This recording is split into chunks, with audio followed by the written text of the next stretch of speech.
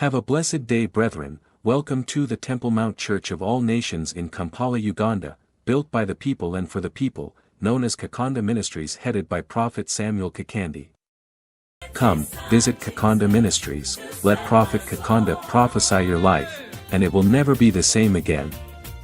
Have faith in God. Healing and deliverance at the Kakande Ministries are free.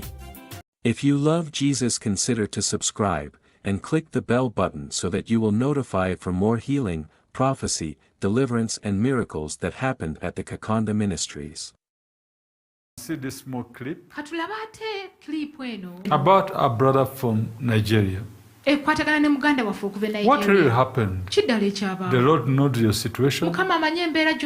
Brother, sister, something is going on, but the Lord is aware.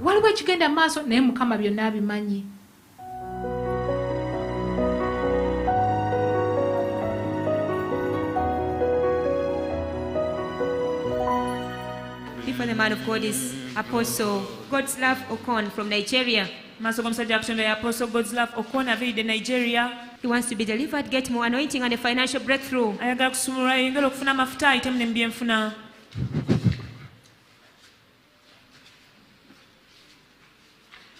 It's an awesome experience. I can explain it. The Lord will help you for the breakthrough you are looking for. You had decided to pause the work of God and go for business. And you tried 3 times the business. And you see that things are not moving well. Yes, sir. My name is Apostle God's Love Okon. I'm from Nigeria, precisely. The prophecy said is true. I've opened TV channel like this 3 times, and the first one didn't last 3 months.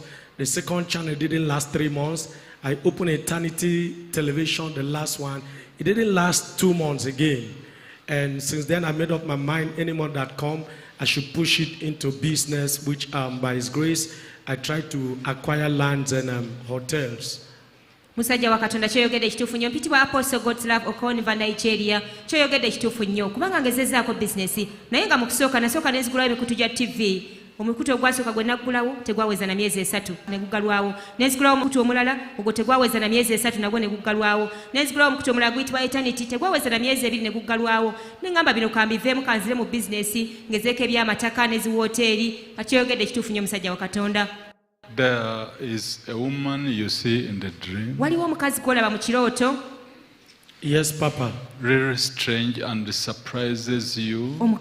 Yes, sir. And she has embarrassed you. Yes, sir. Whenever you see her, whatever business you have started,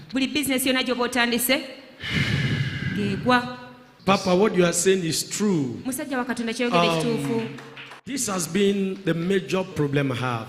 And every time I make an advancement towards breakthrough, if I encounter this woman in my dream, everything will just come to a standstill. So what you are saying is 100% correct. Musajja wa Katonda kyogedde ekituufu nnyo kubanga buno bwe badde obuzibu bwennyini mu bulamu bwange. Buli lwe mbaako kye ntandika nga kitandise okuyitamu ne ndyoka ndoota omukazi ono mu kirooto kifa tekiddamu kutambula. And this has disturbed a bit your marriage. Era kino kitawaanyiza n'obufumbo bwo. Yes, sir. Sometimes the woman is sick. Ebiseera ebimu omukyala abeera mulwadde. She is looking for what is paining her. Ng'anoonya ekimuluma. What is it exactly? N'abuuza naye kiki ddala. I'm tired. Nkooye. So this woman. Omukazi ono. In the dream. Gw'olaba mu kirooto. Yes, sir. Kituufu. Truly. Kituufu. By the name Jesus. N'erinnya Yesu. Wano.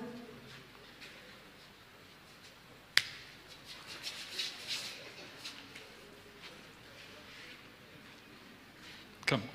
Yangu. And where you were born, era ewammwe gye mwazaalibwa bantu mmwe, there was a house. Waaliwo ennyumba. And a house. N'ennyumba. Yes, Papa. We were not. And sometimes you people, you could go and read books in that house. Oluusi bantu mwe mwagendanga ne musomera ebitabo byammwe mu nnyumba eyo. You are 100% correct, sir. Kituufu 100%. I was born in Cameroon. We were born in Cameroon precisely. My father has a friend. In fact, the house was just close like this. In those days, my father didn't have television, the black and white. We'll always go there to read, we'll always go there to play. Yeah. Musajja wa Katonda kyeyogedde ekituufu nnyo ffe twazaalibwa Cameroon. Taata waffe yalina amakaage nga galiraanaganye n'ennyumba ya mukwano gwe. Kati kitaffe teyalina TV ate ebiseera bwe zaalinga TVs ne za black and white. Kati twagendanga n'ebitabo byaffe ne tubisomera eri ewa muliraano nga bwe tulaba TV. This is the place sometimes they used to bring food. Kino kye kifo oluusi baaleetanga emmere. And you eat together. Yes, Papa. The food we used to eat together. I remember those days when we were growing up. My mother would cook, would take it to the other house, would eat with the children, and their mother would cook also, they'll bring it to our house. In fact, most of the time, since their house was a bit preferable and beautiful than ours, we normally carry our food to their house and eat with them. Musajja wa Katonda 100% correct, sir. Kyoyogedde ekituufu nnyo ku mmere gye twaliranga awamu kubanga nzijukira mama waffe yafumbanga emmere n'agisitula n'agitwala ew'omuliraano awo wa mukwano gwa taata waffe ne tuliirayo. Oluusi nga ne mama waabwe afumba emmere n'agireeta eno ewaffe naye kubanga bo ennyumba yaabwe yali erabika bulungi osinga eyaffe. Mirundi egisinga twayagalanga okuliira ewaabwe era ng'emmere tugitwala waabwe gye tuliira. This is where your studies got confused. Wano okusoma kwe kwatabulwatabulirwa. And you struggled to study. Era walafuubana nnyo okusoma. You are 100% correct, sir. 100% correct. Yet you were a very clever man. You are 100% correct, sir. A man who opted to be a lawyer. Look at you. Jesus. This one is deep.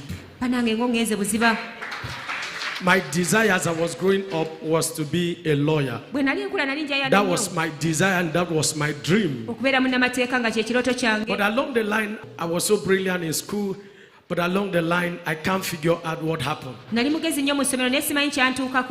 You are correct, sir. So, it is because of this house you got confused. They could go over the river. Because before you reach the place, you jump the river. Yeah. There's a river. If you are coming from buy small grass, before you get to the place, there's a river, Papa. So this is the issue. Why you were channeled from whatever you were doing. And this is the issue. Whatever you are doing, something strange must channel you. You got a very big deal for abroad. In fact, it was very good. You were channeled. It all collapsed. You remained with only addresses. Sorry.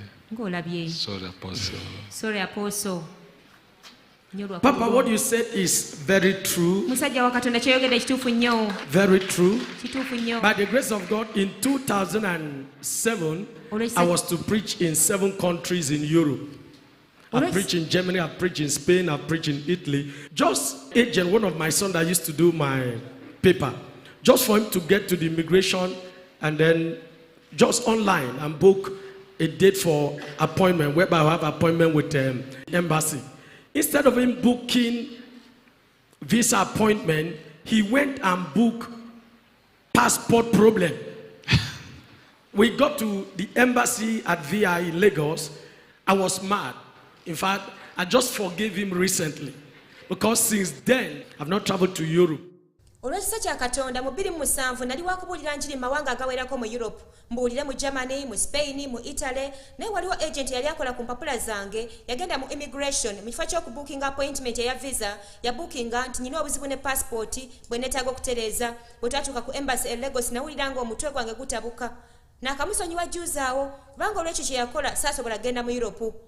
Now I reinstate you. Kati nkuzza mu kifo kyo. Remember Jesus. Jjukiranga Yesu. Never forget him. Tomwerabiranga. No, stand up.